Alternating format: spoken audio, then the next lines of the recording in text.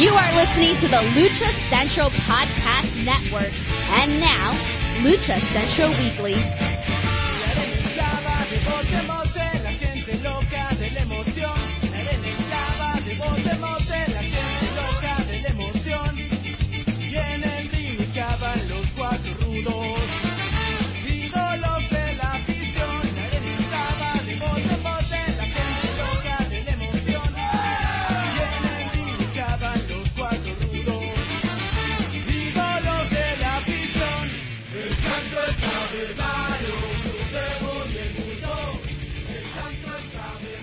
Welcome to another edition of the Lucha Central Weekly Podcast. This is the podcast that covers news and events happening in the world of Lucha Libre, talking Mexico-based promotions and top independents, along with luchador-related news from throughout the United States. The Lucha Central Weekly Podcast is part of the Lucha Central Podcast Network on luchacentral.com. This podcast and others from the network are also available on all major podcast streaming platforms, including iTunes, Spotify, Google Play, iHeartRadio, and more. And, of course, we will never forget our streaming partners at thechairshot.com. My name is Miranda Morales, and I'm one of the co-hosts of the Lucha Central Weekly Podcast. And let me bring in the rest of the team. Introducing first, he is the dashing one, Mr. Dusty Murphy. Dusty, how are you? I'm doing fantastic. How are you doing, Miranda? I'm doing well. Much, much better. I was unfortunately out last week due to a cold, so yes, me too. It's been hitting all of us. So glad to be back. So glad, in fact, I got to bring in the third member of this team, and that's who? Who? Who? It's the one and only Brendan Barr. That's who. A little bit of a delay. It happened. I can see the loading circle. It was great. Sometimes it takes a moment. Now you say we would never forget the chair shot, but as soon as you said that, I have to apologize to Greg because I don't think Dusty or I mentioned the chair shot when we covered for you. I think we did. Being absent. I'm not sure, but I thought we did. It's just I can't forget because I constantly talk and communicate with Greg. So just in case, I figured we'd give them a little extra mention. Yes. We've said it at like 3 or 4 more times now, and shout out to Greg who edits to Greg. For us. Well. Who, of course, helps produce and edits the show, and thechairshot.com. The Lucha Central Weekly Podcast is the official Lucha Libre podcast of thechairshot.com. So, sweet. We hold a very special place in the Chairshot Radio Network lineup. So very incredibly grateful for all of those who are listening through thechairshot.com. We hope that you are enjoying this show. And we are, very proud to be repping Lucha Libre on thechairshot.com because they got a good presence of course, American wrestling, even Japanese wrestling, independent wrestling, and lots of other, even, sports entertainment. So they got a lot. So the fact that we can, have our niche, place on the Chair Shot, in the Chair Shot Radio Network lineup is, pretty good. Yeah. Great stuff. Very cool. Great stuff. Yes. So, but yes, we are back this week and I always say we got a lot to cover, but we truly got a lot to cover. A little bit of this, a little bit of that, a dab of this, a dab of that. We truly are covering a huge variety of topics and events happening throughout the world of professional wrestling and Lucha Libre. So we got you covered from your WWE news to AAA. We're going to talk a little CMLL, even some things happening along the independents. But before we get to all of that, you know where we start. We always begin with news of the week with Brendan. Yeah, so this is our kind of sort of CMLL news. This is very interesting. Chris Jericho, at this point, it's been a while back by the time you're hearing this, but he announced that Rocky Romero is going to defend the NWA Historic Welterweight Championship against Yuyu Uemura, I believe I said that. I mean, now I get to slaughter Japanese too. This is great. Brendan, slaughtering names in all languages. Equal opportunity. I am equal. I will mispronounce your name equally. Don't worry. Send me your best Irish and Gaelic names. I know I'll mispronounce all of those too. Oh. That's a segment.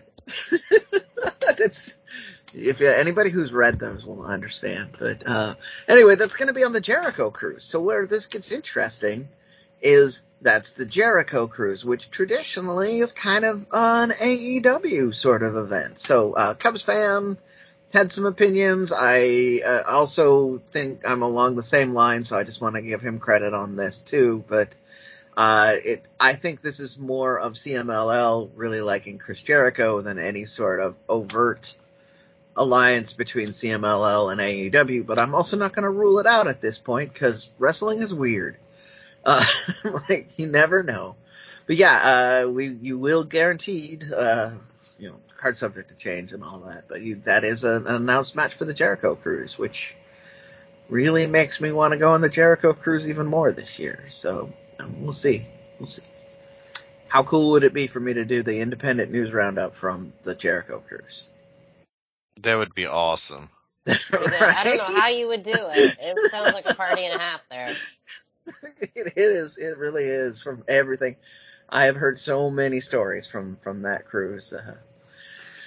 But in other news, in other Lucha Libre news, before we get off on the AEW tangent here, the Lucha Libre news, the Netflix show Against the Ropes premiered.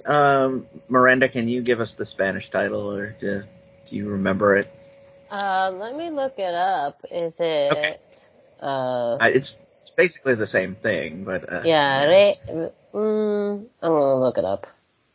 Yeah. So anyway, I'm sorry, I'm to spring that on you. I just thought of it while I was doing it.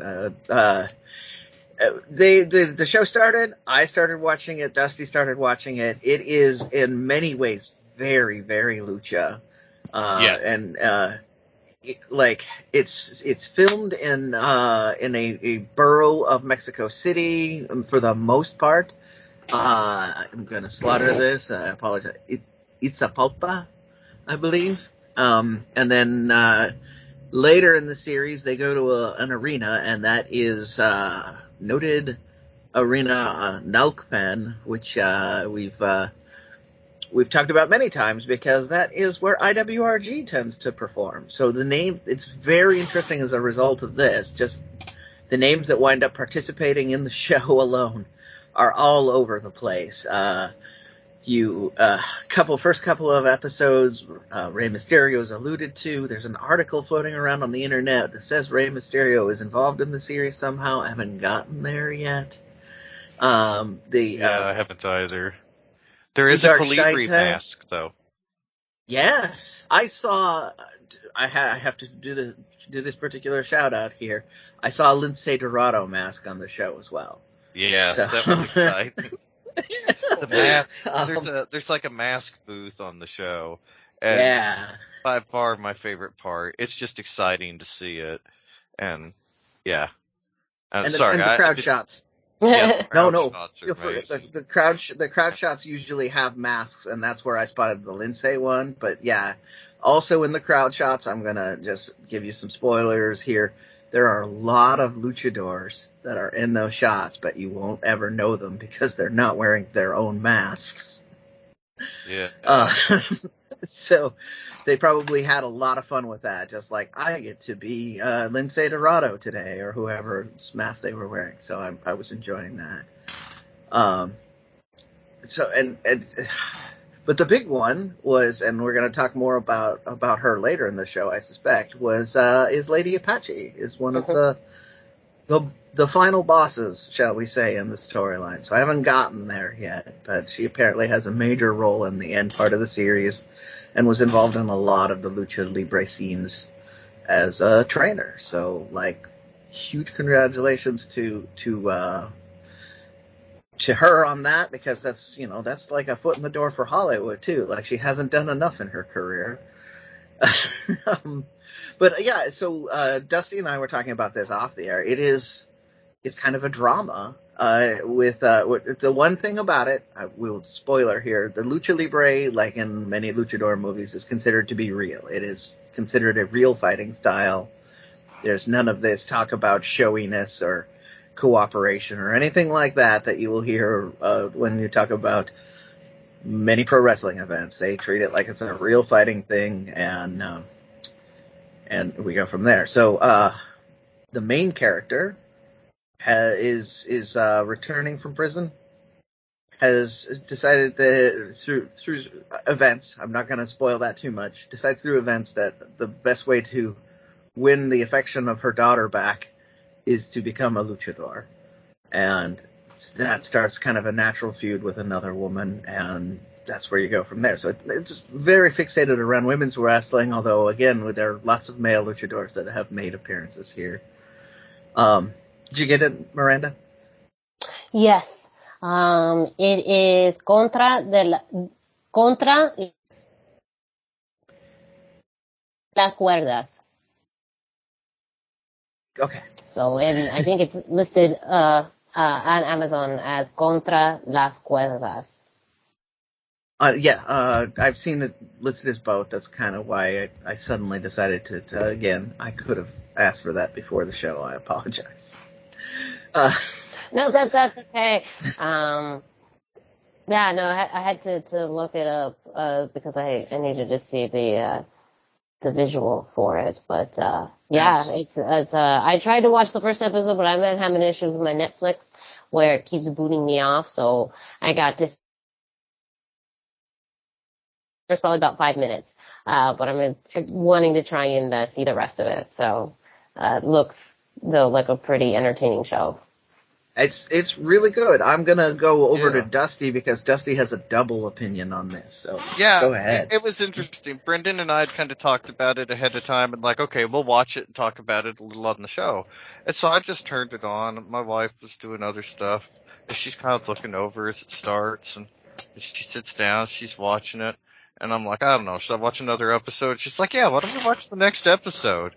And she really enjoyed it as much as I did. I mean, she watches wrestling. She has like mild lucha knowledge. She's not a huge fan, but she just thought the show was really interesting. The story, it's not, I was expecting something like the Disney Plus Black Scorpion program, like something very kid filled and almost like a Disney program or a Nickelodeon type teenage kids program, but it's not. It's really got a lot of cross-generational appeal. I was interested on a lucha level, but my wife enjoyed it on like the telenovela level. Yeah. And so it was just interesting that, it had a lot of facets there for people to enjoy that you might not necessarily get at the first glance.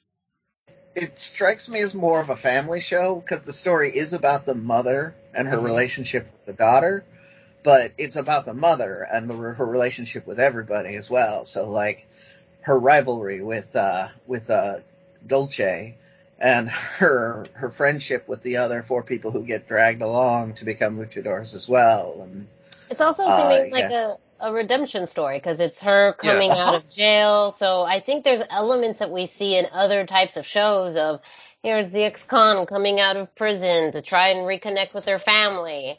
So we've seen that archetype before, but it kind of throws you in a different direction when it's like, oh, she needs to reconnect with her kid, and she decides to do that by, becoming a luchadora, where usually those stories are either someone continues their life of crime or they go in a completely different direction, like maybe they become a cop or something. So that I think is where there's elements that are very familiar to people who watch, other kinds of shows, but then you get thrown in a different direction.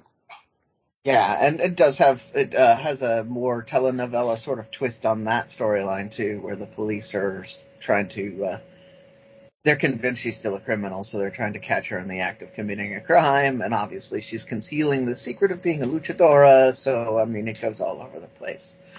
The story is fantastic. It really is what pulled me into, like, I was going to watch it. I was going to watch it with the headsets on because I want to hear all the Spanish anyway, but now I have to set aside time to watch it and make sure I'm able to sit down and really enjoy it because it's something else.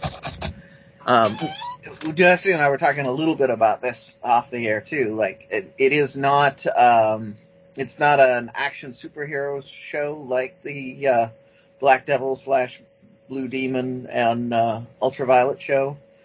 It's again the fixation on the kid stuff, but it's still, they're both good family shows, and they both represent strong lucha sort of looks at things. But Mexican culture, I thought, bleeds through a little more in this. Now, Miranda only saw about 5 minutes of it, so it's my outside interpretation, and I don't know how much time Miranda spent in Mexico anyway. But yeah, I was gonna say I'm Mexico adjacent, literally by living in the Southwest for so long, but also seeing, I think there's some common threads in a lot of Latino cultures, but there's also certain things that are very specific to Mexico, or even certain parts of Mexico too. So that's the one thing that I am more familiar with, some, more of this, the northern part, things that are closer to the U.S. border. This place that's a little bit further deep, I am interested in seeing, more about what life is like more in the central to southern parts of Mexico. And I just remembered one of the little ties I was going to make. Recently we had the Royal Rumble, and Dusty will be talking a bit about that later. But as part of the preparation for that, they had many people on the Spanish show. They had Los Lotharios being interviewed by, now I just lost his name. And one of the things that they were talking about is what, Angel Garza called Mexican mischief. And, I mean, we know enough about Angel's character and to know a little bit about the idea of mischief, but you look at their cultural icons like Zorro and, mischief and rebellion seems to be a big part of their, and I feel like that bleeds through in a lot in this too, because she's misbehaving, but in kind of a focused way for a good reason. And, it leads to misadventures and comedy, but also is noble. So, Dusty, do you have any more thoughts? I just highly recommend people check it out. If you're a Lucha Libre fan, I really think you'll enjoy it. But like we mentioned, the storytelling and the drama in the first couple episodes is so strong that it'll really have you hooked. I was surprised how,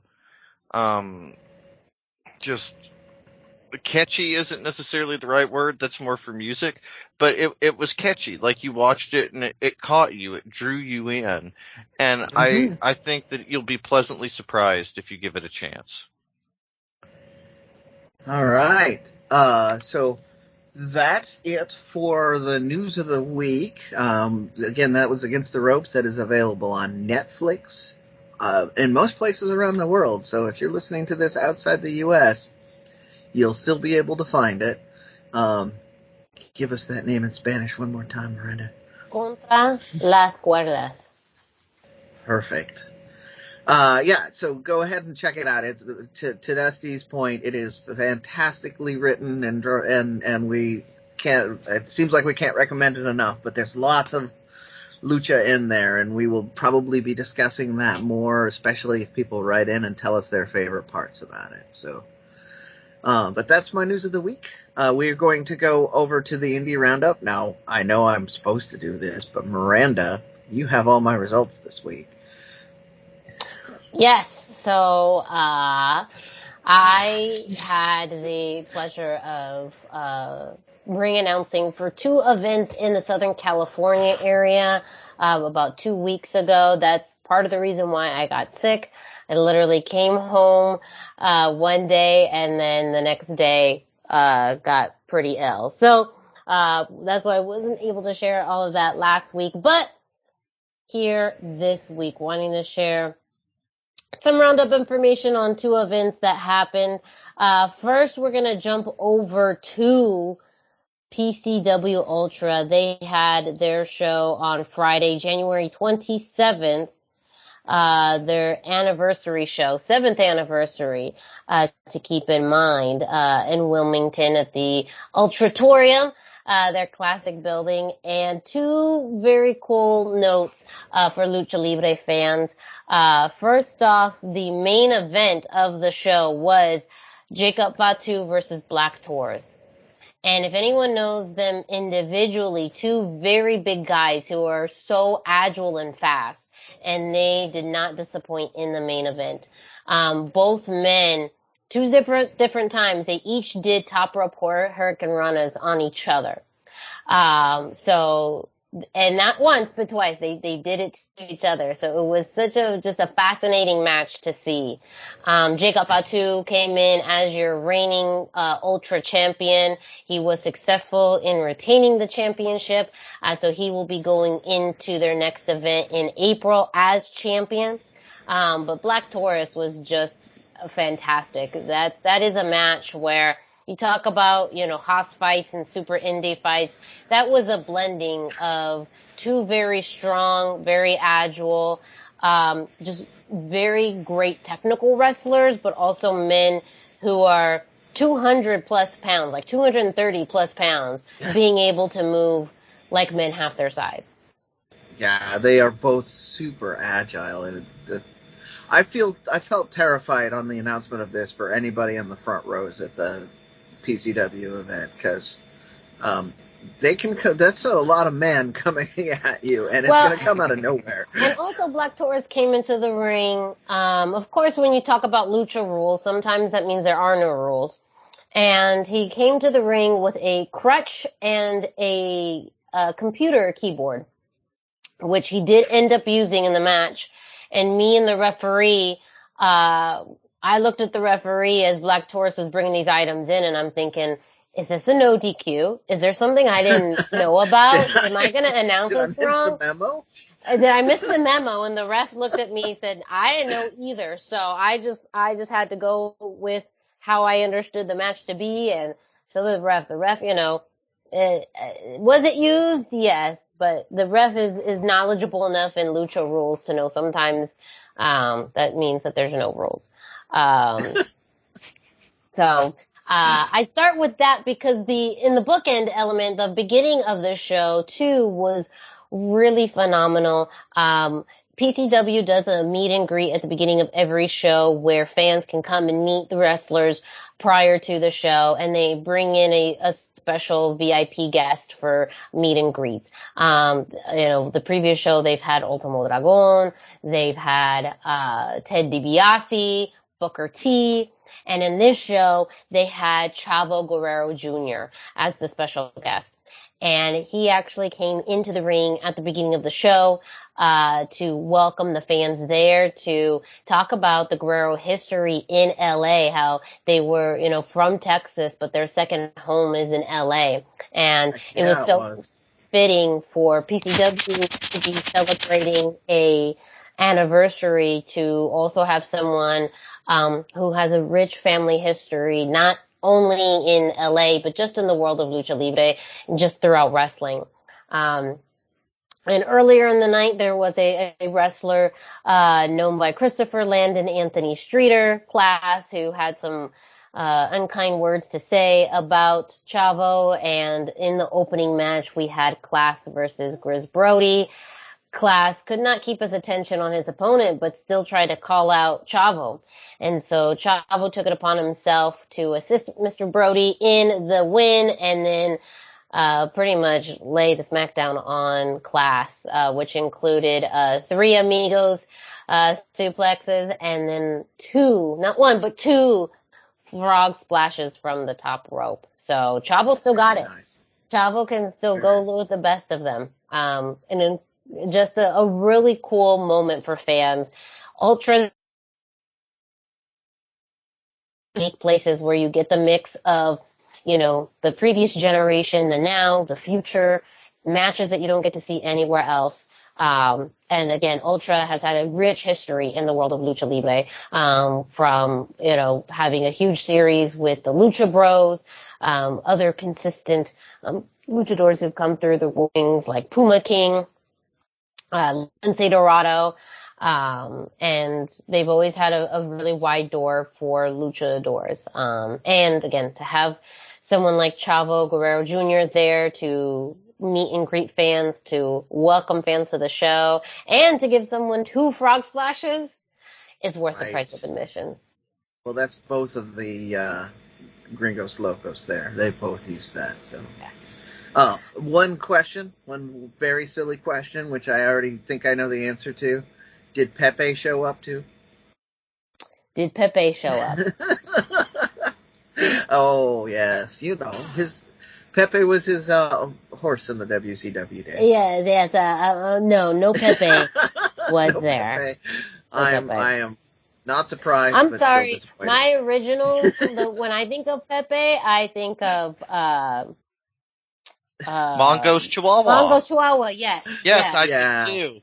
That Yes. was my first thought.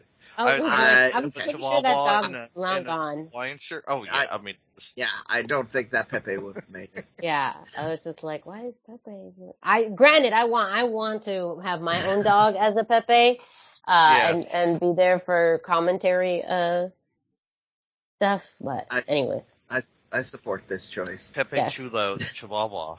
yes, with all of the gimmicks, that was the best. I've watched old episodes of Nitro specifically for Pepe. Oh well, just to see what outfit Pepe's wearing. Absolutely. Yeah, so, PCW Ultra will be back. One of the big things happening with Ultra for their shows is that they are now moving to Saturdays. So their next show is going to be Saturday, April 22nd. It's called Saturday Night Special. And so far announced for the special guest for VIP and for meet and greet is Shane Douglas. But So, pretty cool again to see, just the amount of people that come through the doors of Ultra. So, there will be more information available, over the next few months. Tickets are available now for Saturday Night Special, Saturday, April 22nd in Wilmington at the Ultratorium. Same place, different day, same great wrestling. So, I'll be excited to bring back news from that show in April. The other show that happened that weekend, the next day, that was Saturday, February 28th. I don't know. I'm sure other things happened that day, which we'll get to. Masked Republic hosted Lucha Libre Mexicana, which was their first show of the new year. This was the show that was canceled, due to weather, issues at the beginning of the year. They changed it 2 weeks later and still held it at the Agua Caliente Casino, in Cathedral City. A great turnout, sold out once again.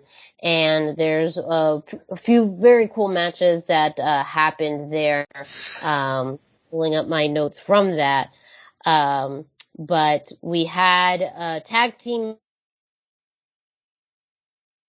Fabuloso and Bamboo versus El Rey and Nightmare Azteca, with the team of Fabuloso and Bamboo winning.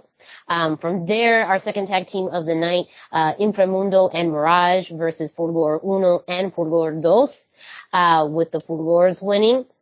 Our third match, we had a triple threat, with the Luchadoras, Susie Love versus Keita versus La Jarochita, with La Jarochita getting the win.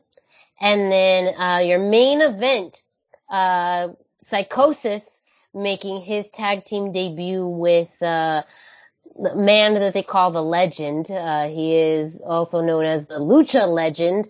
Not so much a luchador, ends up actually coming from, the great state of Florida, actually announced from Mar-a-Lago, Florida. So, Psychosis and the Legend, not being on friendly terms with the crowd this time around. versus the team of Black Lion and Tinables with Aluche. And of course, if anyone has seen Tinables Jr. and Aluche, you've seen the man, with the golden bodysuit and mask, with Aluche, who is the very small, I would say somewhat luchador, because he does make some great moves, but also beatboxer, break dancer, truly a triple threat.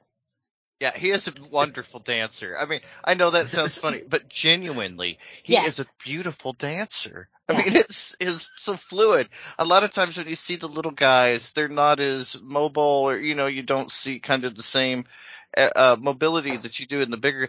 But Aluche, I mean, he's literally a breakdancing, beatboxing Ewok. Yep. Like, it's incredible. That's it. That's exactly the 3 words you would describe for him. So, I was gonna suggest that if it rained again, you just have a 2-hour Aluche concert. The people would come to that. We did get a little mini concert from Aluche, both in dancing and beatboxing. The crowd just, loved this match. It got pretty physical, in the beginning and the end, Psychosis not on the best terms with the crowd, pretty much, telling them to all go back to the other side of the border. Fans getting pretty riled up. And then at the end of the match, the team of Black Lion and Tinables Jr. with Aluche, won. But Tinables, also still, beating down, pretty much fighting, both Psychosis and the Lucha Legend afterwards. So, really physical match to end, the night. But, of course, you had your technicals come out, on the other end. So, really fun night. I mean, if anything, that's really what these shows are. Really, really fun. I would say that. Yeah. I was just gonna support that. They're all really fun. Yeah, and I was gonna say, I think one of the show stealers of the night was the women's triple threat. It was a really great technical match, with 3 very talented luchadoras, that I think, of course, fans, all 3 of them, have a very, diverse experience. But they all work so well in the ring. So I would say that was my favorite match. And also I would say maybe not the dark horse of the night, but one I think fans didn't expect, to really blow the whole show out of the water.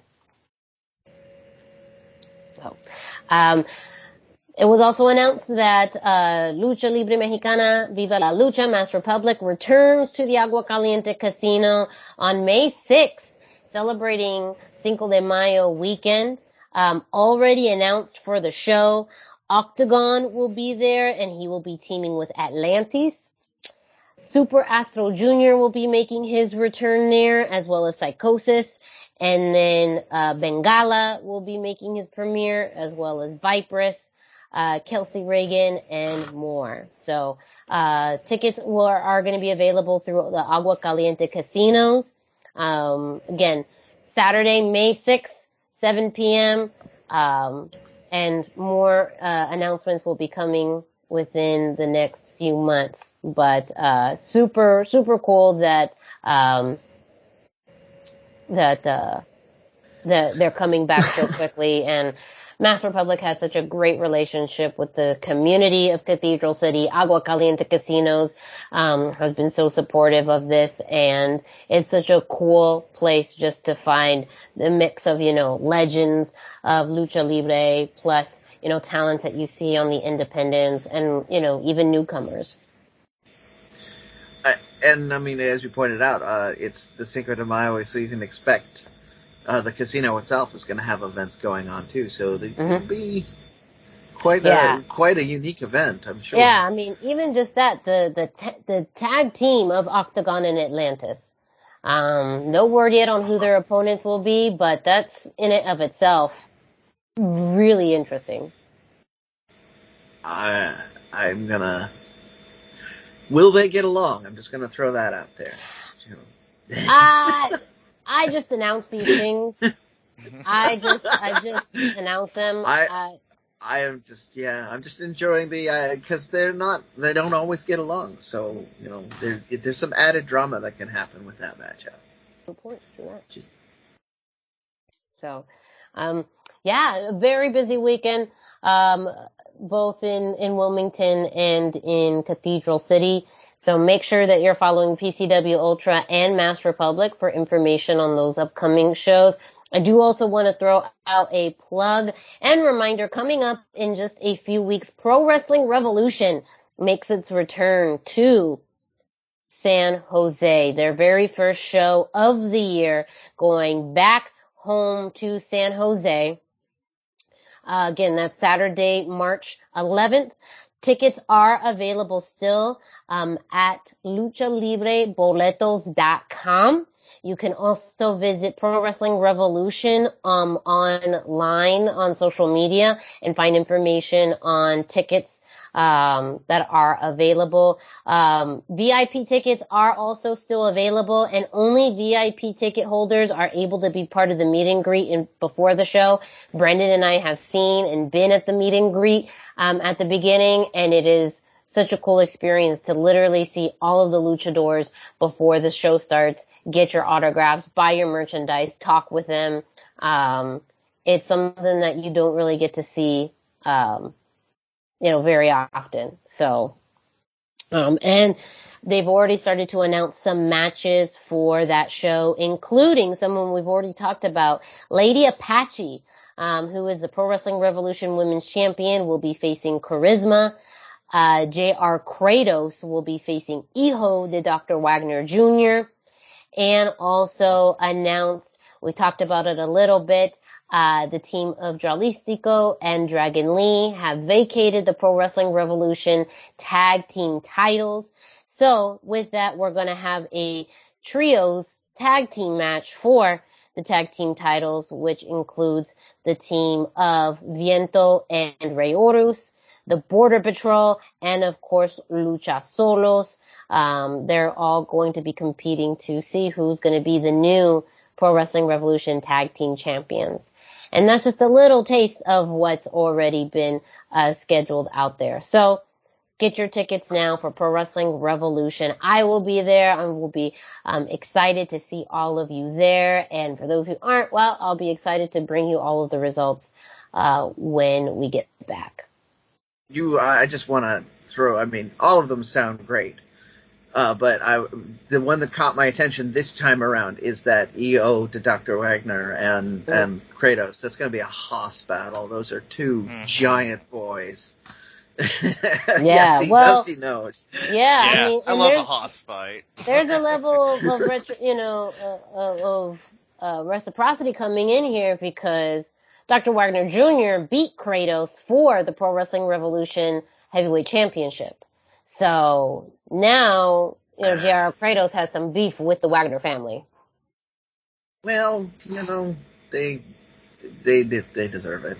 Sorry, the Border Patrol deserves to get beat by the Wagner family every time. But, that's going to be an exciting Haas battle. They're all, again, that tag team match also sounds great.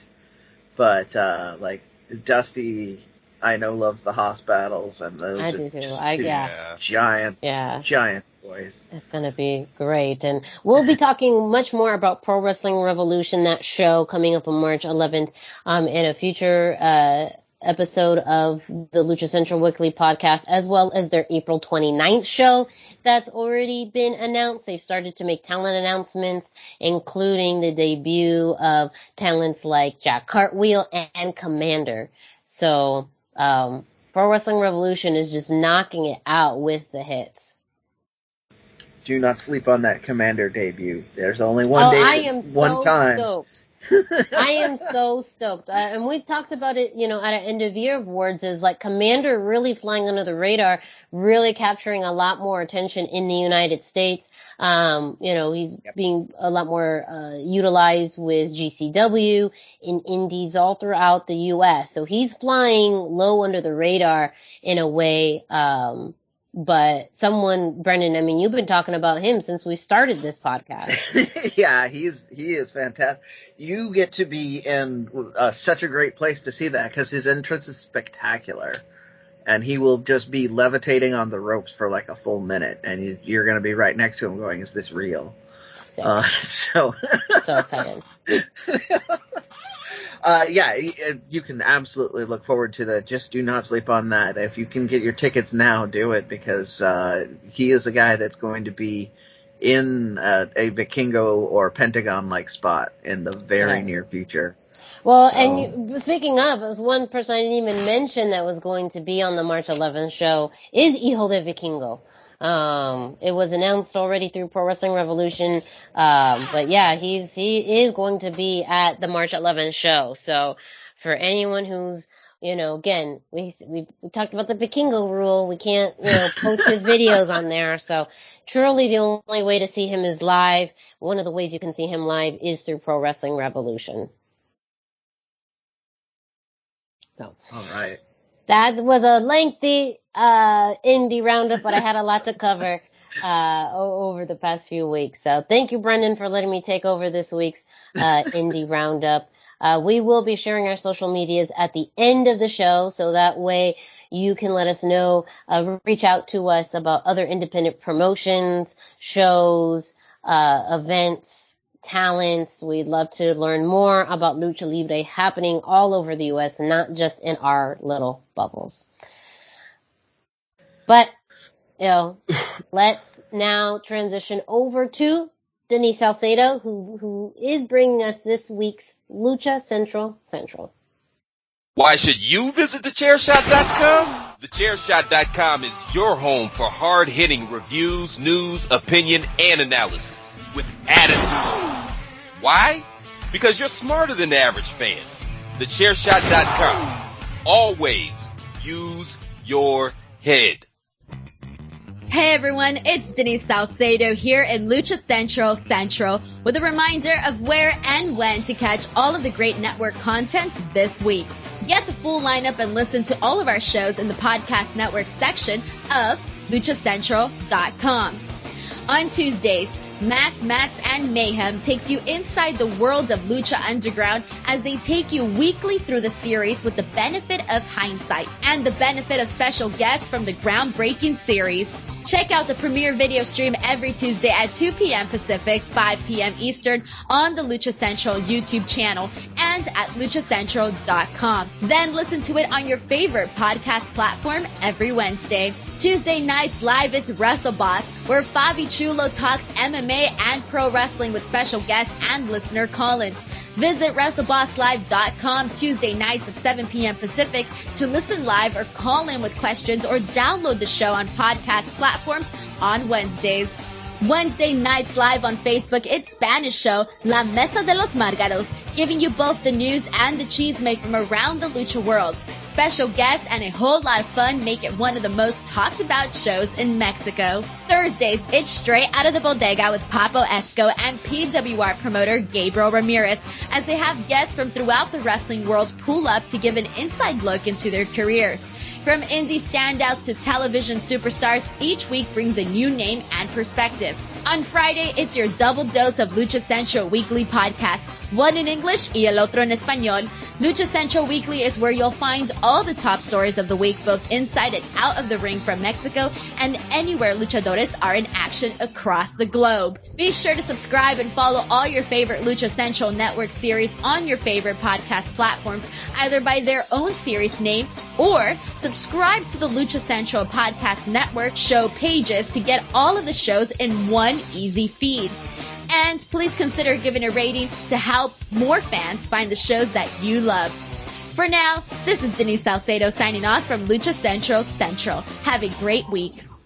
Lucha-Masks.com by Pro Wrestling Revolution, bringing you in partnership with Mask Republic, the Lucha Brothers, as well as Japanese legend Ultimo Dragon.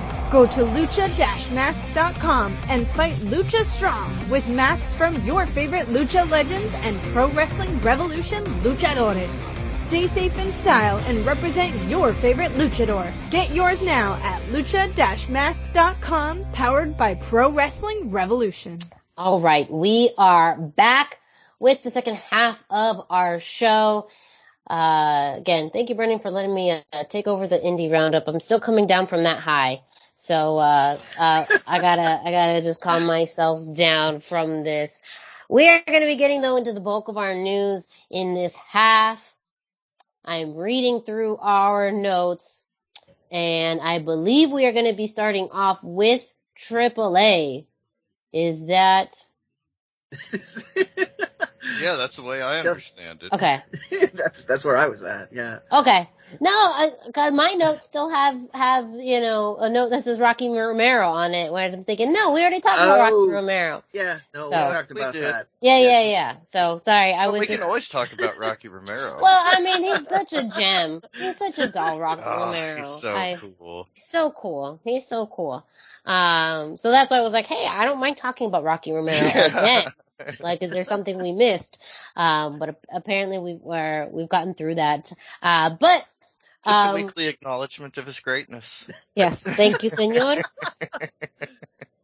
That was our weekly Rocky Romero segment. But no, we actually have some big news coming out of AAA. Rey de Reyes happened this past week, and Dusty has it covered. So Dusty, go ahead, tell us what happened. Yeah, well, Rey de Reyes, it's unusual for AAA. It was a Sunday night show. Traditionally, they run Saturday night shows. Sunday night show in Merida, down in the Yucatan. They had the Rey de Reyes. The first, non-dark match was Kukai, La Parca Negra, Nishikawa defeating Eterno, Alexander, Mr. Iguana, and Nino Hamburguesa. Kukai and Nishikawa replaced Kinto and Takuma on the card. The Eterno Alexander was a local wrestler who replaced Aerostar. There was also some kind of drama on Twitter, somebody that's like a representative of the Aerostar family, I guess you could say, said that Aerostar was done with AAA. He wanted out. He wanted money. Who knows what's going on there? Kind of interesting, but he didn't show up. And so, that's tells you a lot in a way too. But then next up, we had our first Rey de Reyes semifinal match where Sam Adonis defeated Vampiro, Puma King, and Arez.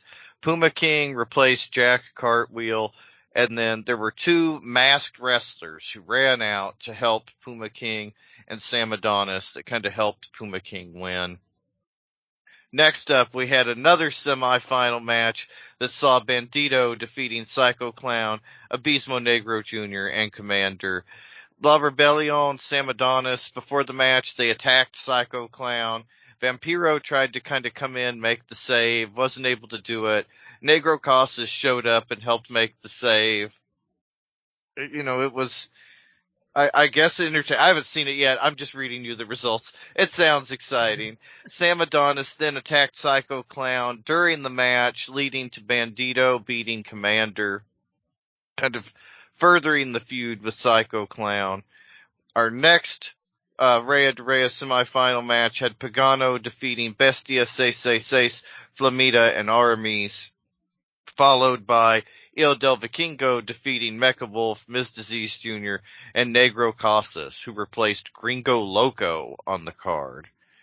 And then for the women, we had a Reina de Reinas Torneo match. Dalis was added to the match, and everybody kind of thought she was a shoo-in to win. Surprisingly, Sexy Star 2 was the winner, defeating Chick Tormenta, Lady Shani, Dalis, and La Hydra. They really haven't done anything with Sexy Star the last couple of years. She's just kind of been at the upper mid-card, not quite at the top. If it's not just a random win, just kind of throwing a win her way because she's been around, and it is planned for a story, this is an interesting way to start it, beginning of the year. Cool things. We'll touch a little bit on some new branding and stuff AAA has, but it feels like things might be changing a little bit in AAA, and that this could be a strong sign of that. And then finally, in the main event, we had Sam Adonis defeating Pagano, Il Del Vikingo, and Bandito. He did cheat to win. Afterwards, he was attacked by Psycho Clown, but nonetheless, Sam Adonis is your Rey de Reyes champion. He got a really cool sword. Sexy Star got a pretty cool axe. You know, if you become the champion, you get the sword or the axe. And This it is was the like traditional trophy for Rey de Reyes, yeah. yes, and it's not even just an axe. It's like a double axe head spear thing that she won. Looks like something you'd use in the ocean to kill Aquaman. It's nuts. Maybe It's like really Conan the berserk looking. Barbarian sword. Yeah. Yeah.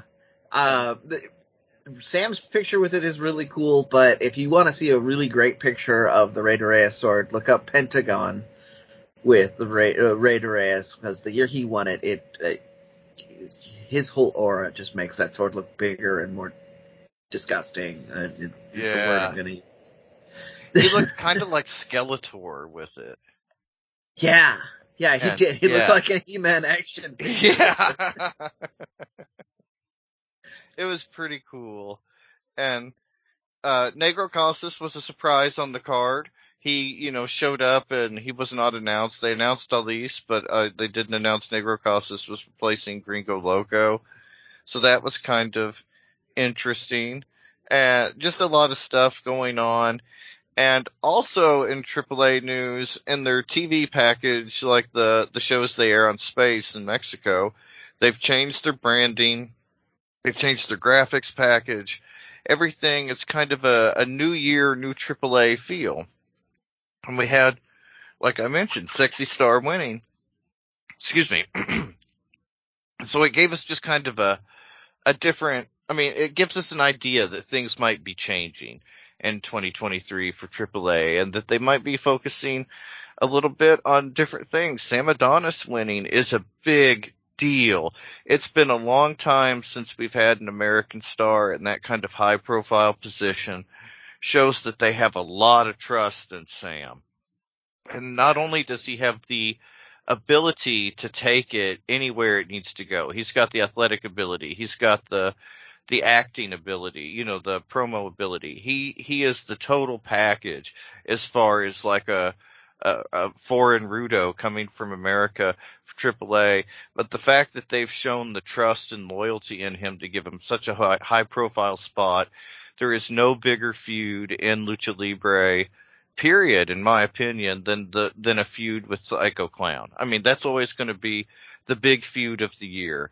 And especially now with 3 Triple Manias to carry out through the year, it's going to be the feud of the year, like the biggest feud in AAA. And for them to give him the Psycho Clown feud, the big win like this, I think this could be a big year for Sam Adonis. I am really excited for him. And, I tagged Eric from Boss Fight Studio when they announced the MLW toys, and I was like, Eric, we need a Sam Adonis figure. Ooh. And he's like, oh, I know. I've already considered this. So I'm like, yeah, excellent. Now,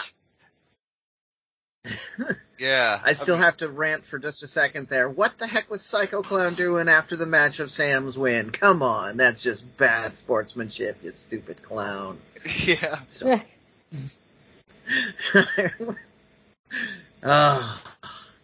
I don't even have to work to be the heel announcer with Sam Adonis versus Psycho Clown. That's just a natural thing. It's just a natural thing. But if you wanted to see that match, you were kind of out of luck. It has not aired yet. They taped it. It will air apparently on their TV program, but going forward, things are really changing with AAA.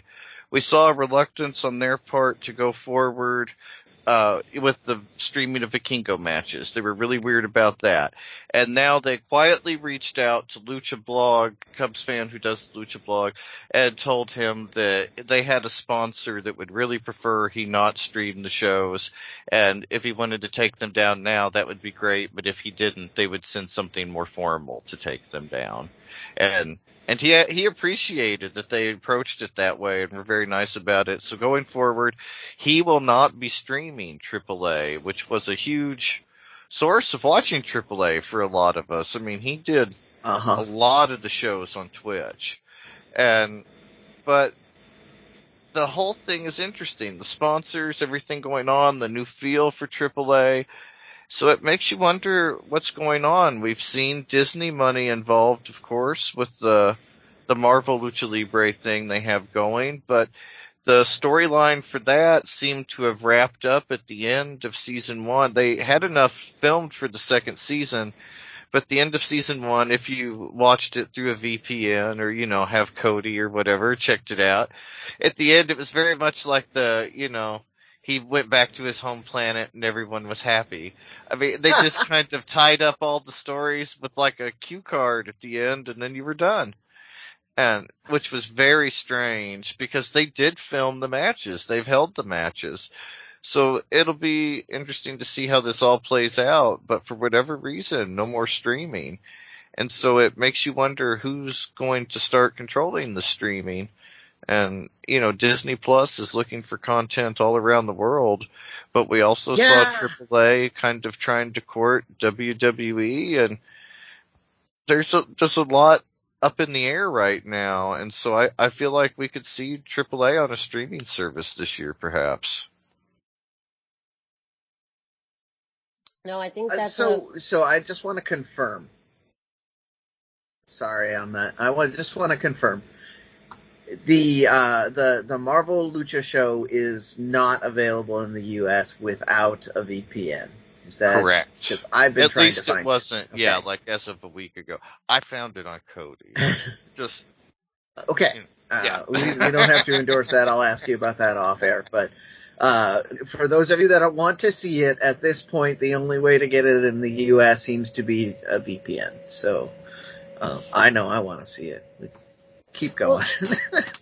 I was going to say, I guess, talking about the business part, I think it's a little tricky when we're used to is, Disney Plus here in America. So very similar to almost like the WWE Network, how that's now on Peacock, but the network still exists in other countries because Peacock doesn't exist in other countries. And so when you have, different content, this truly, I guess, is, and I don't know about how they've maybe developed or have not yet developed content specifically for other countries, but this is one where usually all the content that they create, we have accessible in the U.S. So it's just a really unique case, and I'm very curious about how, international arms of Disney Plus work. But, when things have to be on the up and up, when you're dealing with a, billion-dollar multinational worldwide company, it's just like when you have company come over, you clean up house. So I could absolutely see that being a contributing factor to. Well, let's not forget that they still are dealing with the lawsuit in the U.S. as well. So they forgot they were dealing with the lawsuit in the U.S. But they did. I'm not gonna. But maybe that came back around as part of the Disney deal. Maybe there's two scenarios here. Either it came back around on its own, or Disney was like, you got to clean up your house with this other stuff before we move ahead. And maybe that's why we're not getting the Marvel Lucha Libre in the U.S. is because the lawsuit still technically isn't settled. Like, there's so many unfortunate permutations of this. Yeah, I don't know. But back to your point too about Sam Adonis. I think this is a really exciting time, really big deal for him to win Rey de Reyes, and absolutely. I think that's a big sign of hopefully a sign of AAA. Endorsing him and confidence in him as, of course, a top Rudo, but also a non-Mexican figure in AAA. We've seen how that's been successful and also how they've gotten burned by it. I think Sam has hopefully, at least from our perspective, has proven to be a reliable commodity in AAA. And so he has.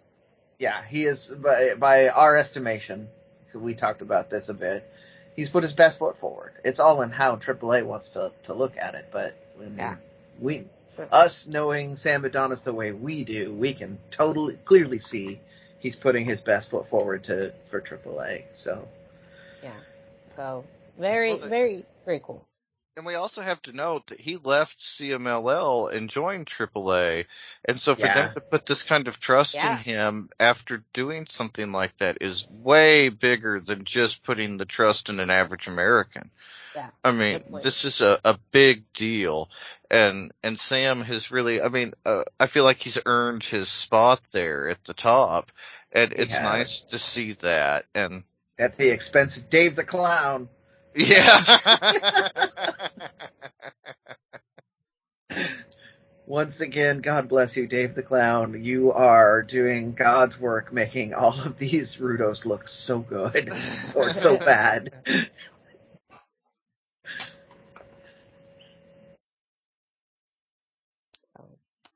But thank you, Dusty, for giving us the roundup from Raider Reyes and some of the latest news about streaming through AAA. I think it will be interesting to see how it impacts things like our ability to report on AAA. But also, as you could tell, Dusty is a man who investigates. And so even if we may not see it, we will, do our best to continue to locate and report on AAA events.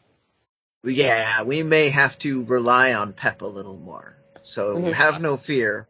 Pep is usually at AAA events that are south of the border. So we'll catch them when they come up to Phoenix and Texas and LA, but Pep's usually there. So we'll just start swapping information with him and keep you informed, because that's what we do. We will make our arrangements somehow to get your information.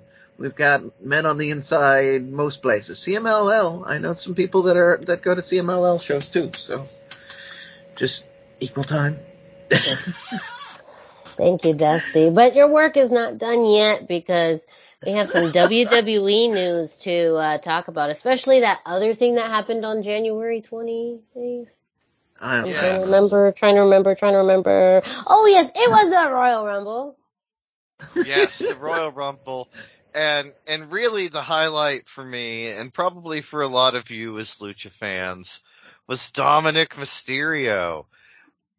He played, his character is just so perfect.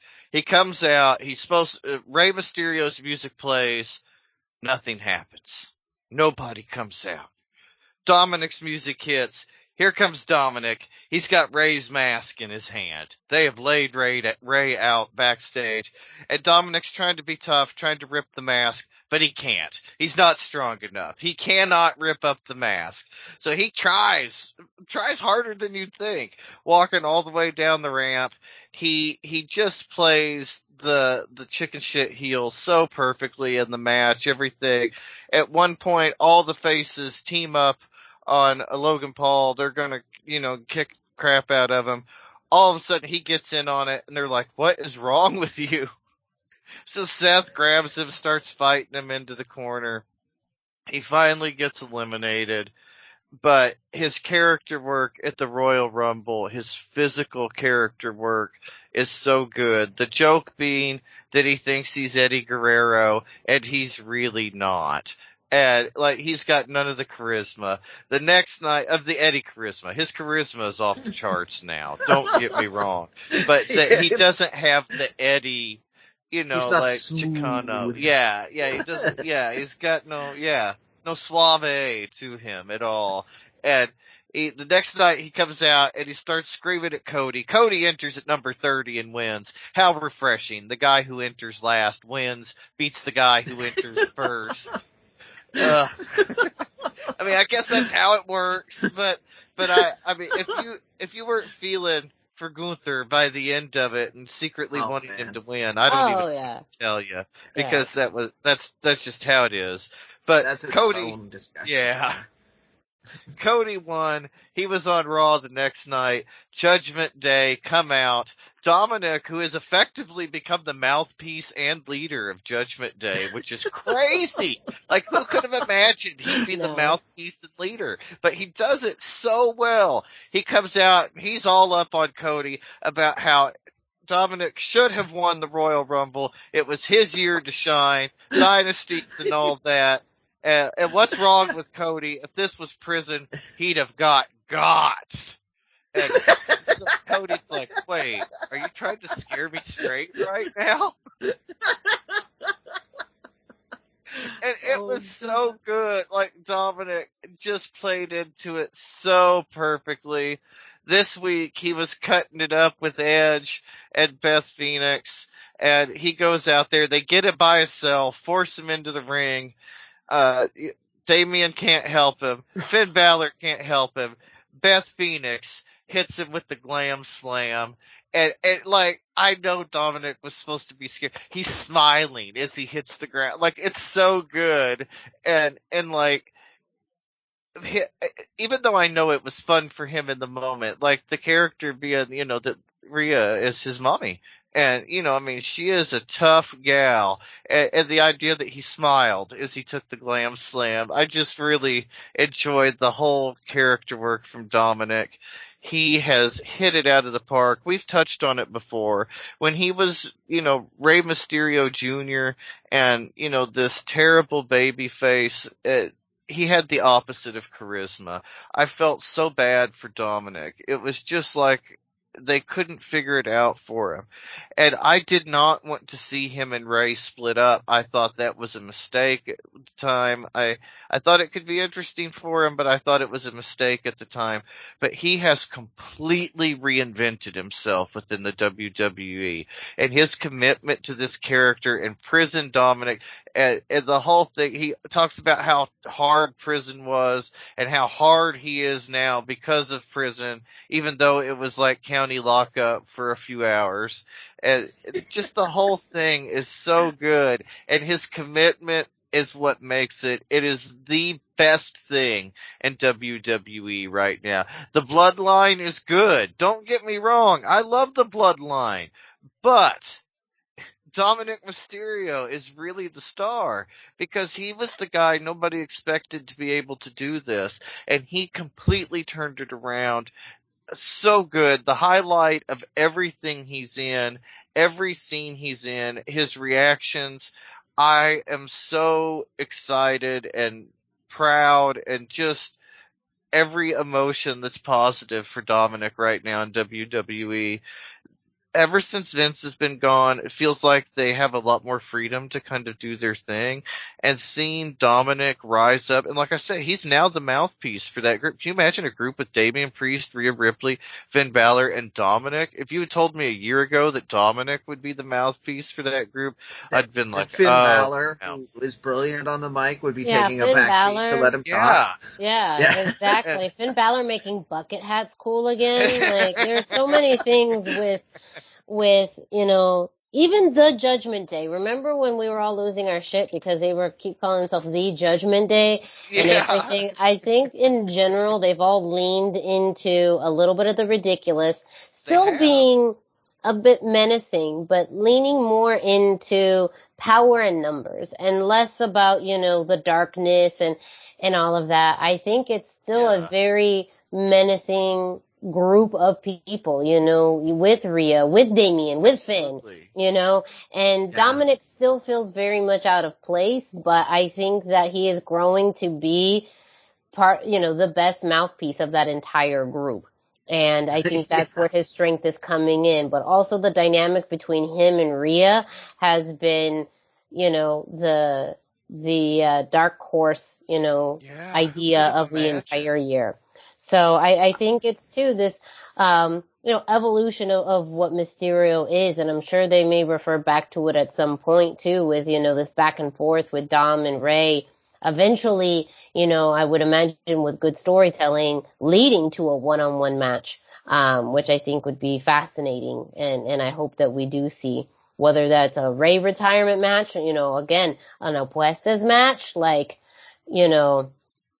what that would look like. I think there's a lot of, in general, good storytelling happening and long-term storytelling.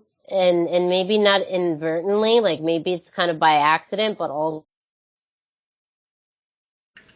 needs for things in the future. And as good as this stuff is, I think it's also laying some really interesting components for the future. So I don't think it's entirely by accident. This is my great transition to this. He was also in an interview on Conan's Keeping It 100 podcast, and he was talking about the writing process at one point, and he was talking about the fact that because he's with Judgment Day in particular, he says he's pretty sure he wouldn't get this kind of cachet otherwise. They come up to him and they ask him what they think about this, and because Edge or Finn will say when they're doing that, they'll be like, well, that's good, but what about this? And the writers will be like, oh, I like that even better, and they'll go back and do that. I think that's what he's doing with this prison character, I think, because he was kind of implying that while still being very humble. And so I think that a lot of this is just getting, I mean, maybe it was accidental at first, but now that they're leaning into it, I think they have long-term plans to do with this, because, you know, like they said, it's got legs. He can run with this chicken shit heel character for a long, long time. Yeah, absolutely. And then he'll be like Eddie, where he will be so established that people will just start cheering for him anyway, and he won't have to work awkwardly to be a babyface anymore. Yeah, to see that transition and like the joke, and he's in on the joke, which makes it funny somehow that he's not Eddie Guerrero, even though he tries to be. And like the mullet and the Eddie dance and the mannerisms, like he's got it down. He's just got none of the bravery behind it. And it's so, I mean. Well, it's also this idea, you know, we've heard the term of nipple babies now, which is a lot more of a term utilized in entertainment and in Hollywood, of the kids of, you know, actors and musicians, how they're getting these opportunities. And it's almost like this weird shade of Nepo baby where he's really dissing, you know, the legacies of, you know, those before him while also leaning on it. And, you know, it's a really interesting mix, but also kind of mocking this idea of, yeah, I'm so tough. I went to, you know, prison or whatever. But here's this legacy, but I hate my dad, you know, and it's like, you know, like it's all these interesting things. I think that's also a little bit of a commentary right now on this generation and nipple babies, that like it all, you know, there's a level of hilarity to it. He's just playing it all well, you know, like you talked about the chicken shit heel on top of, you know, being out of place, on top of, you know, in this level of again, I don't want to say nepotism, because it's like, yes, that's kind of how it started, but that's, you know, not how it is now, but it's very much ingrained in, you know, his character and acknowledgement. It's just kind of, it's hard to articulate for me, but I just think in general, that's exactly it. It's building on that awkward, I'm Rey Mysterio's kid phase that we got to publicly see. Yeah. Right? As we are more or less watching young Dominik, as they like to call him in commentary from time to time. We're watching him grow up on TV, which is what makes it so fascinating, because, you know, we've literally seen him grown up. Those who watched all the way since the ladder match. But yeah, you know, so we're seeing him grow up, and we're seeing that change. We're seeing him change from being the awkward, I want to make my dad pleased, to now he's doing the, as you call it, a nipple baby thing, where he has a position that's elevated because of his dad, but also he hates that whole history, so he wants to do so, you know. It's like watching a child actor in the 80s just suddenly explode. If you are the same age as me, you will understand how many child actors just went kind of crazy after they turned into adults. Yeah, so it's very fascinating to see where he's at. I also just want to, going back to the Rumble too, on the women's side, just giving big shout outs to Raquel Rodriguez and Roxanne Perez for their appearances. I felt so much better. I think it was either Corey. I want to say it was probably Corey, but it may have been Pat McAfee when they accidentally called her Raquel Gonzalez. When I'm like, okay, cool. Yeah. I still do that too. And they just did it on TV. So I don't feel bad anymore. It just rolls off the tongue better.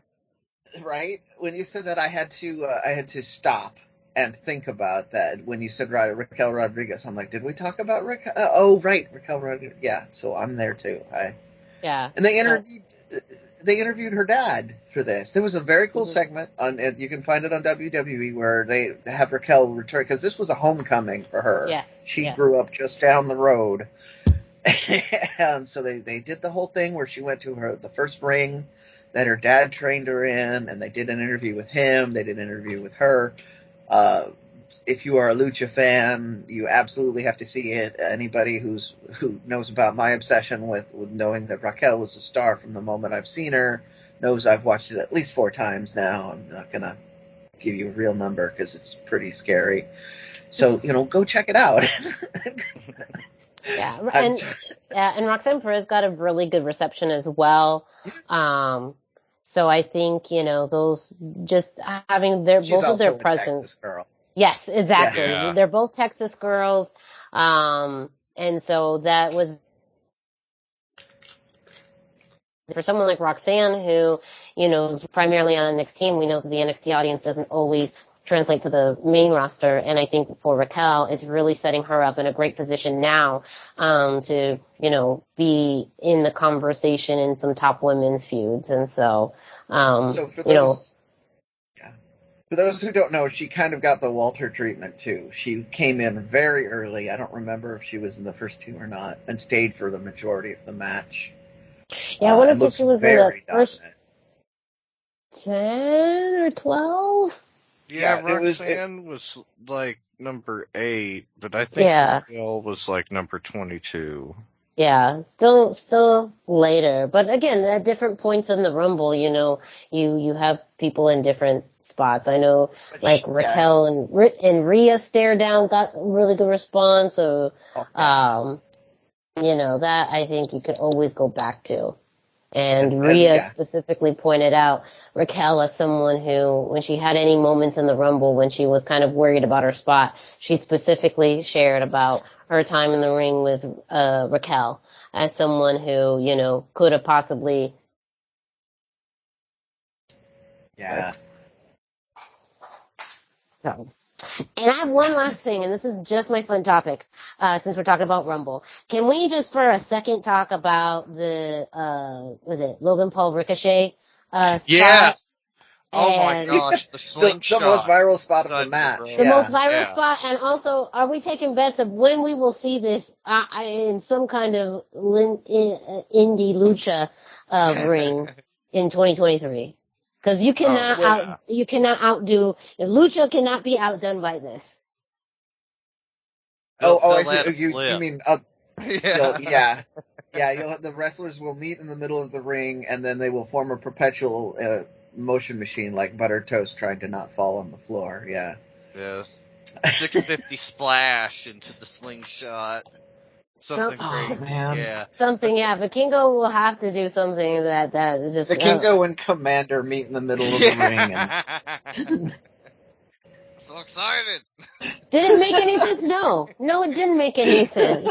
But that's literally the idea of Lucha at that point. I was like, oh, so they've been watching, Ricochet's been pulling up.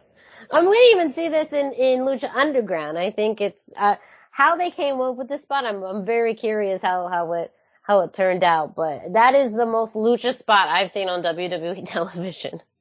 It was so cool. Yeah, and you remember it, and you think, why haven't they done this before? As soon as you saw it, it's like, why haven't they done this? And like, such a cool spot. And like, I'm not a huge Logan Paul fan, but his work with the Royal Rumble and everything he's done, I'm excited to see him do more. I really think he can do a good job. I'll tell you why they haven't done it before or done more of it. It's scary as hell. Yeah, it was scary to watch as a fan, like when they hit the ground. Because you do have that split second, like, wait, was that supposed to happen? Yeah, exactly, because you're like, they're literally just clotheslining each other in the middle, that's, you just wonder, that spot does not make sense, My husband's a wrestler, and he kept going, he's like, that spot doesn't make sense, and I'm thinking, I'm telling you, it doesn't. It's not making sense, but it's making money. Yeah. It's not for us. Just tell your man that it's not a spot for us. Like, Yes, that's for it's not a spot for him. It's not a spot for us. It's a spot for all of Instagram, ET, Yeah. TMZ, all the socials. Doesn't make money. It doesn't make sense, but it makes money. So, Yeah. but that's also my initial thought is which are we going to see something at Triple Mania that tries to outdo this? My hope is yes. So now I'm just imagining like the two athletes just strapping cookie sheets to their chest and doing the exact same spot. Like a bulletproof vest, kind of. Yeah, exactly. Louder and crazy. Yeah. I like this idea. Marty McFly approves. So, sorry, those were just my additional Royal Rumble thoughts that I wanted to make sure we discussed before we moved on. Very worth mentioning. Yeah, I mean, we don't talk about Ricochet as much on the show, but he was on Lucha Underground, and he is very Lucha savvy, and I have a feeling he had a hand in that. And so we might as well talk about the most viral moment because everybody else in the world is talking about that darn clothesline. So. Right. Well, that does it for our coverage for WWE. Make sure, of course, to always check out luchacentral.com for results on shows like Raw and SmackDown, NXT, and much, much more. Our last segment of this week's show, we're going to be touching on MLW. And keep going back and forth on how to start this. Because there's we don't usually do this with MLW, but Brendan found a very fascinating line of communication on social media. So I guess we're going to start there because it does touch on things that we've talked about on this show, but it brings to light some other things about MLW, and specifically its relationship with luchadors and, things within Azteca Underground that, have felt very underwhelming. So Brendan, I'm actually going to hand this off to you to kind of frame, this story. So, Rob Viper, and we haven't talked a lot about him on the show. I know when we interviewed Mr. Iguana, he had talked about that as one of the people that helped him break into the U.S.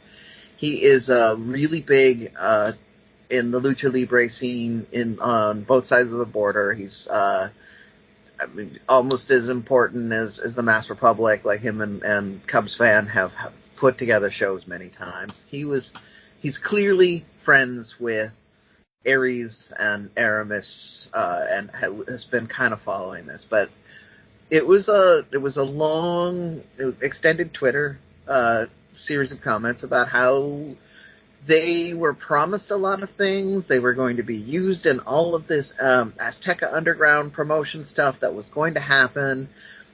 We talked before about the co-branded show that never happened. He brought that up. He brought up that there's another co-branded show. However, Arez and Aramis aren't on it. He mentioned that Arez and Aramis have asked for their release from MLW, but have not been granted it, yet they're also not being booked. And Miranda, you can attest to that looking at, because you've seen results that are in the future from what's on television, I'm assuming. And and I know some of the things that were, talked about as one of the explanations, because I think also Rob did a very good job of trying to be very subjective about how, both expressing, and then he did start off the tweet saying he got permission from Arez and Aramis to discuss this, to share this, but also knowing that MLW cut a lot of their scheduled shows towards the end of last year. So we didn't get as many MLW tapings last fall. Some of it was, discussed as far as, waiting for the new TV deals to come about. and things like that. But, yeah, they do film several months in advance, and now they're just catching up. And still, even when MLW does have upcoming shows, they usually do a pretty good job of promoting who's going to be on there. And no word about Aramis or Arez, since, mid last year. Yeah, and that more or less is the overall concern. Like, he was doing his best to keep a neutral tone on it. He wasn't trying to badmouth MLW and so much as that, except for the fact that they're not being used. The treatment of them has been very hit or miss. They were really featured, and then they suddenly weren't, and they really aren't. But they're also not being released, despite them requesting to be released. Technically, they're a televised show, so they have to be released from those contracts to have a shot at other promotions. I mean, I don't know how AAA views them being on American television. That's the only exception. But like AEW and WWE can't use them at all, even as free and nice as things are under the Triple H era. They're on television, or they were on television. They're on contract for a television show, so they can't do that anymore. And that's kind of what he was going for. And so this will help you with the other one. They're announcing a new TV show, but also Arez and Aramis are not announced, and any of the things for that too. So yeah. So tonight, as we record, which is February 7th, is the first episode of MLW Underground, which is a new show that's debuting on Reels. And announced for that show, so far, from what I understand, is, of course, the MLW Heavyweight Championship match, that's happening between EJ Nduka and Hammersmith.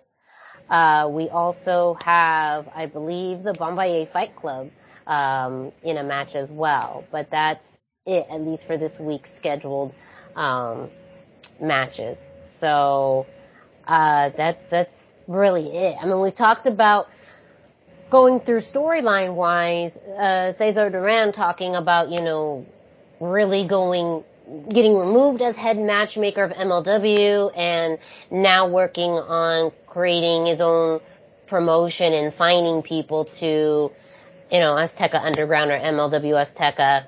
But that whole project not really coming to fruition as much as we had all had hoped and even anticipated for. They, had some of those spots where they did record full episodes of Azteca Underground, both in Mexico and in Texas, but then it kind of fizzled when they stopped doing, regular tapings. So with another TV deal, does that allow them to expand on Azteca Underground? And will we actually see this come to fruition on television? And maybe that's where it's at. And really, the only luchadors right now really heavily featured on MLW television has been Lince Dorado, Taya, Johnny Nitro, Morrison, Mundo, Impact, whatever you'd like to call him. Johnny Underground. Johnny Underground. There's a Microman. They've had a certain, round of luchadors being featured. And at one time, Aramis and Arez were really, pretty key figure luchadors featured on MLW. So, is the opposite of what we were thinking that was going to happen with two television shows happening with MLW, where now there's still not going to be enough room for, all the luchadors, and maybe they actually cut back on their lucha content? Yeah, I mean, we have to fully enter into speculation mode on that, because we don't know. We do know that in past they've been much more very generous with the lucha that we've got, in the recent past, I should say. So, we could get it, but now we're hearing this about Arez and Aramis not really being used, and let's be honest, Microman mostly is being used because he's a hot commodity, not because he's a luchador. So, Ooh, I don't know. I don't know what we're going to get. That's a really fair point. And going back to, maybe why they're not being released from their contracts could be that there is plans to really build up, MLW Azteca.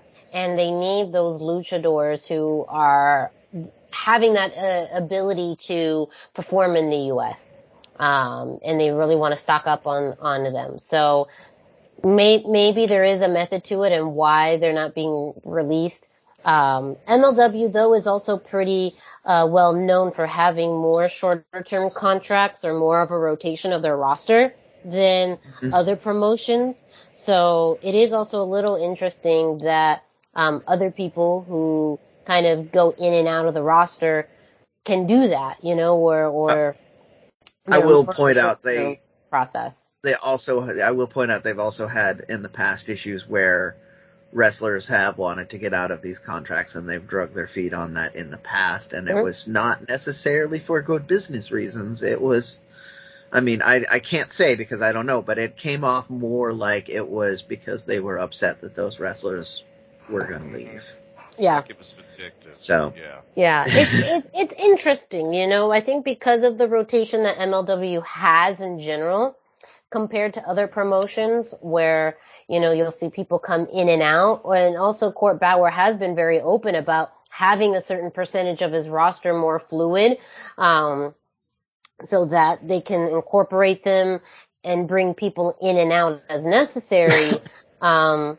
Makes you wonder, why, if they've asked for their release, have they not gotten it? But again, there's a lot of seeming business decisions that could be behind it too that, of course we're not privy to, but could explain, a lot.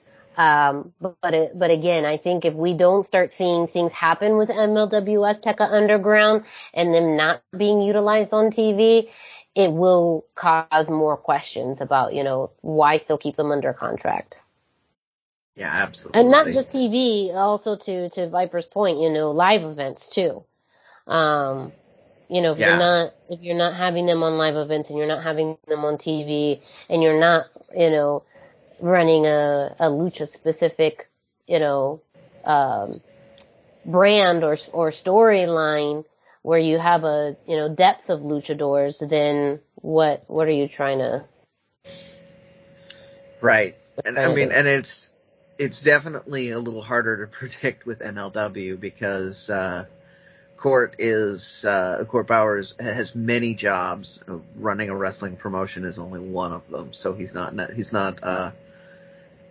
Vince McMahon, where we could kind of look at Vince's history and know, okay, he's doing this for this reason. He's doing this for this reason because that's what he's done in the past. We don't know where necessarily as easily where Court's head is at because he's all over the place in his career. So. Yeah, it's a good point. I think there's so many more stories about Vince McMahon and Tony Khan when it comes to booking. And we don't have as much in-depth information about Court Bauer. We know as far as his business relationships and the roles that he plays, but how that leans into booking is something that, we don't have much of that insight on for Court Bauer, or exactly who does that for MLW as well. Because it's not just, presidents or CEOs that manage booking. There's also other people, usually within wrestling promotions, that handle that. So there isn't as much, it's hard to know who else behind the scenes of MLW, works on the bigger picture, whereas we know that with other promotions. And I think that public information in other promotions. Yeah. Yeah. So I think too, like you mentioned, a lot of it ends up being really purely speculative because, we just don't have that.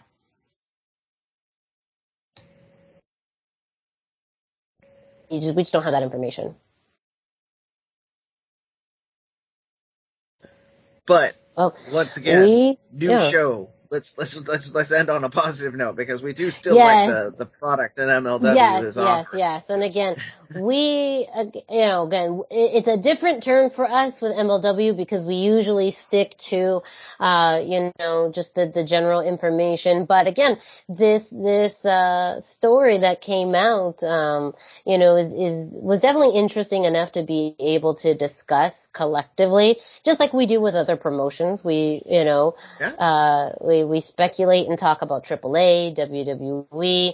Again, I think with MLW, the difference is we just don't have as much information on what's really happening behind the scenes and who's behind the scenes, that it makes conversations like this a little bit more difficult. And also, we just don't always hear about people vocalizing as much with other promotions like MLW as we always hear about WWE or AAA or CMLL or, even AEW. So I think that, we always try and be fair about our coverage. But, again, MLW Underground Wrestling, premieres. It is Tuesday when we are recording this, so it probably has already passed, when you are listening to this, but that is on Reels TV. So that you can find in your local, cable or satellite provider. And also, I believe Reels does have some options through streaming that you can look into. But Tuesdays, 10 p.m. Eastern, MLW Underground on Reels. Your main event headliner for the show is a last man standing match, EJ Nanduka versus Hammerstone for the World Championship. And much, much more. So, again, I'm always excited to see MLW grow and expand. As we've talked about, we hope that also allows for more people from the roster to be able to see, and also to more people to see people from the roster, and also, more visibility. I mean, MLW consistently has been, big advocates and promoters of Lucha Libre. And so it's truly one of the places that you can see great Lucha Libre matches and luchadors, when they have them on TV. And so, we will be, interested in seeing how MLW Underground Wrestling does in comparison to Fusion, and if it's a way to elevate the product. But again, MLW Underground Wrestling, Tuesdays at 10 p.m. on Reels Network. That's REELZ. So, I can't confirm if we get the MLW show, but Reels does have video on demand options on their Reels.com. And, they also are advertising that they are on Sling. So if you have a Sling TV, Ooh. you can watch the network on that. But we will research more other options to get that, because I sure as heck don't get that out here on any of my TVs. Yeah, same. I don't have Reels as well. I do have the digital channel, but as far as I know so far, it's not on the digital channel, or replays are not on the digital channel, but that will remain to be seen. So, but in the meantime, you can at least check with your cable or satellite provider, or even streaming like Sling, to see if you can watch Reels on your television set. And that does it for this week's episode of the Lucha Central Weekly Podcast. Man, I'm exhausted because we talked about a lot. We covered so many different promotions and topics this week, but hey, we had a lot of catching up to do. Don't forget, of course, that the Lucha Central Weekly Podcast is available at luchacentral.com, along with many, many more things that you can find on the website. Brendan, would you, do me a favor and let our listeners know what else they can find on luchacentral.com? All right. So if you're listening to this and you haven't visited luchacentral.com, it's time to do it. luchacentral.com is the online home for Lucha Libre, where you can get all of the top news in English and in Spanish. You can find the best curated video content and original content not seen anywhere else. You can find when Lucha Libre events would be happening in your area. There's photo galleries from top photographers covering Lucha Libre around the world.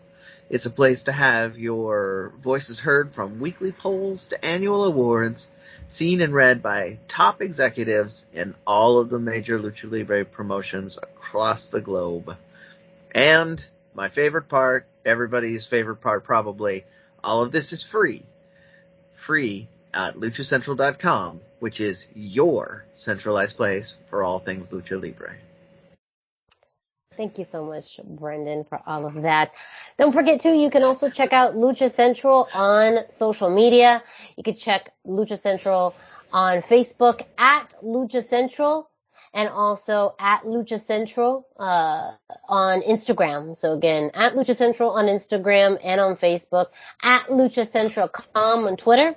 Also, Lucha Central's YouTube page has hours upon hours of content, including previous episodes of the Lucha Central Weekly podcast in English and in Espanol, as well as other shows from the Lucha Central radio network and podcast network, as well as interviews, previous matches, and content that you're not going to find anywhere else. While you're at it, go ahead and follow us on social media. You can, I was going to jump ahead, but that's not how I do things. Let's start off with Dusty. Can you let our listeners know where they can find you? Yes, I am on Facebook at facebook.com/Dusty Murphy, and I am on Instagram at Dusty Murphy. And Brendan, can you let our listeners know where they can find you? Yeah, absolutely. I am 321 T-shirt guy. That's the numbers 321. T-shirt guy is all spelled out. I am on Facebook, I am on Instagram, and I'm all over the Twitters.